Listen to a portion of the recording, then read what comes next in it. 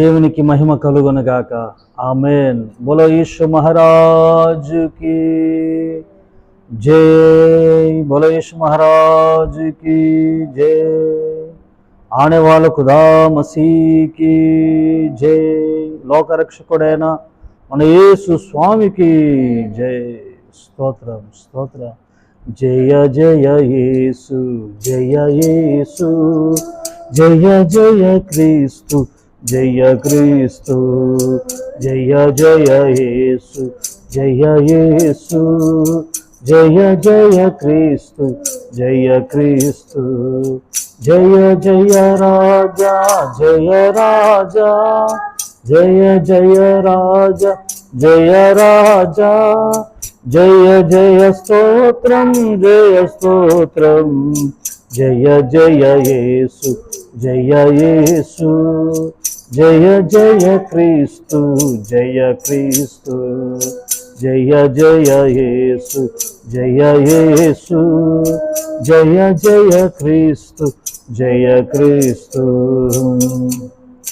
समाधि गेलिचेनु जय येसु समाधि ओडेनु जय येसु समाधि गेलिचेनु जय येसु समाधि अंदर नातो पाटु येसु अभयमु नीवे जय येसु अभयमु नीवे जय येसु अंडवु नीवे जय येसु जय जय येसु जय येसु जय जय क्रिस्तु जय क्रिस्तु जय जय येसु जय येसु जय जय क्रिस्तु जय क्रिस्तु।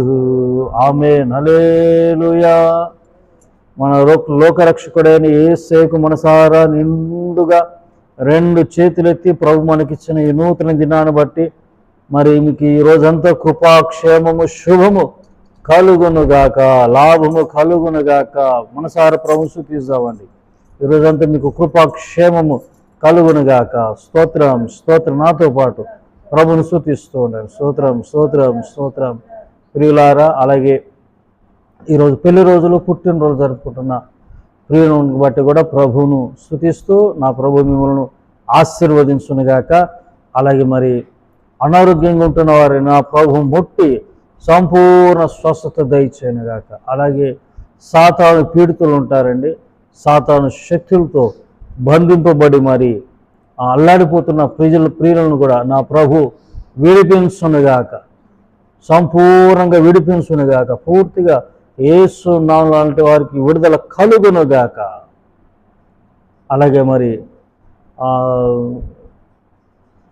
అప్పు సమస్యలు మనశ్శాంతి లేకుండా చేస్తే అప్పు సమస్యల్లో నుండి కూడా నా ప్రభు విడిపించునుగాక। మరి సంతానం లేకుండా బాధపడుతున్న వారికి కూడా పిల్లలను నా ప్రభు దయచేయనుగాక, వారి విషయంలో దయ తెలుసునుగాక। పిల్లలు కాకుండా ఉంటున్న వారి విషయంలో కూడా మంచి జీవిత భాగస్వాములను నా ప్రభు దయచేయనుగాక। అలాగే మరి మన దేశాన్ని బట్టి, నాయకులను బట్టి, పాలకులను బట్టి, మరి దేశంలో ఉన్న క్రైస్తవులను మరి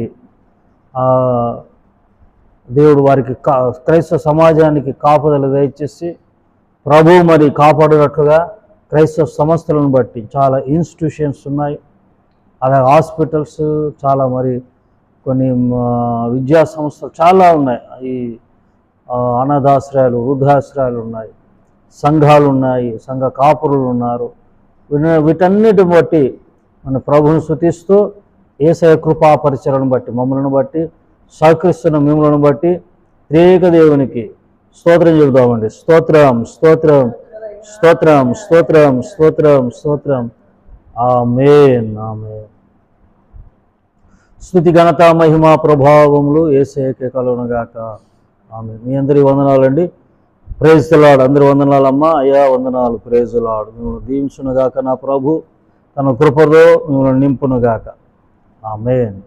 మరి ఈ అరుణోదయ ప్రార్థనలో ప్రభు మనకు అనుగ్రహించిన డైలీ బ్రెడ్ అనుదిన వాక్యాన్ని, వాగ్దానాన్ని చూద్దామండి। అందరూ మరి వినయ భయభక్తులతో శ్రద్ధగా ఆలకించండి। అలాగే మీ ప్రార్థన మనవులు అలాగే మరి మీ సహాయ సహకారాలు ఈ పరిచర్యకు కూడా అందించగలరు. చూద్దామండి దేవుని వాక్యాన్ని.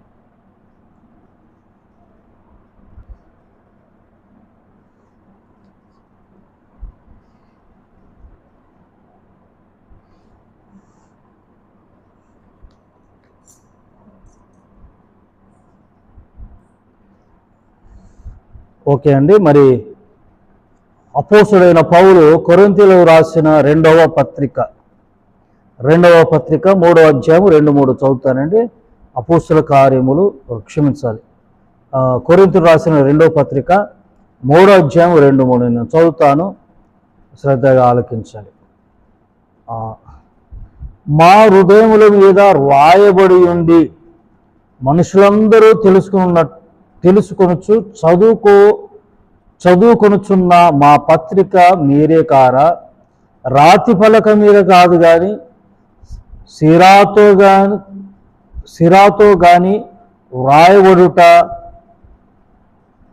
వ్రాయబడక మెత్తని హృదయములు అను పలక మీద జీవం గల దేవుని ఆత్మతో మా పరిచయం మూలంగా వ్రాయబడిన క్రీస్తు పత్రిక అయి ఉన్నారని మీరు తేట పరచబడుచున్నారు. హల్లెలూయా చెప్దాం, హల్లెలూయా. అంటే ఇక్కడ ఏమంటున్నాడు పౌలు? మా హృదయం మీద రాయబడి ఉండి మనుష్యులందరూ చదువుకొనుచున్న మా పత్రిక మీరు కారా? అంటే సంఘము ఒక పత్రికలా ఉంది. పత్రిక మరి రాతి పలక మీద కాక సిరాతో కాదు కానీ మరి మెత్తని హృదయములు అను పలకల మీద జీవం గల దేవుని ఆత్మతో మరి మా ఈ పరిచయం మూలంగా రాయబడిన క్రీస్తు పత్రిక ఉన్నారని మీరు. అంటే మీరు క్రీస్తు పత్రిక. ఎవరండి మీరు? దేవుని ఆత్మ చేత మెత్తని హృదయముల మీద రాయబడిన పత్రికలు మీరు. ప్రైజ్ ది లార్డ్, హల్లెలూయా. సజీవ పత్రికలు. సంఘం ఒక పత్రికగా మార్చబడాలి. మీరందరూ ఒక పత్రికగా ఉన్నారు. ఏమన్నారండి? ఒక పత్రికగా ఉన్నారు. అపోస్తుల కార్యములు 15